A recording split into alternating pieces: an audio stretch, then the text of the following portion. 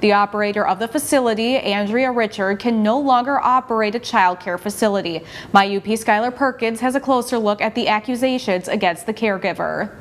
On Thursday, state authorities announced they had suspended and intended to take the license of a woman operating a daycare center in Marquette County.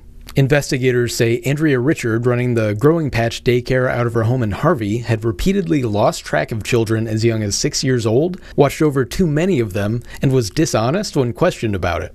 After receiving a notice from the state, we tried to get in touch with Richard for her perspective, but were unable to get in contact, so we only have the state's side of things. In a 10-page suspension notice, investigators outlined their perspective on the situation, saying 2 young girls, a 6-year-old daycare child and Richard's 9-year-old daughter, were often allowed to roam the neighborhood together, occasionally going to the Family Dollar at the end of the street unsupervised.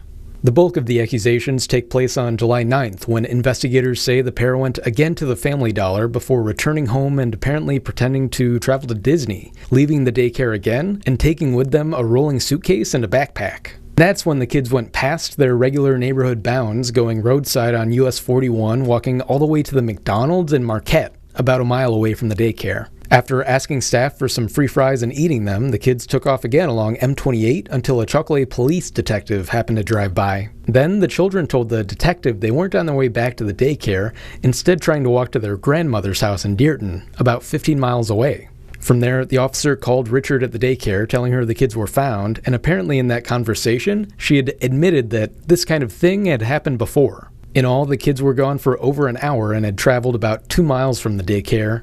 Then on her side, the suspension report claims Richard had told investigators she'd originally let the kids walk around the block, but when they hadn't been back in 15 minutes, just assumed they'd stopped at a friend's house and had called to check in with her daughter just minutes before she got the call from Chocolate police.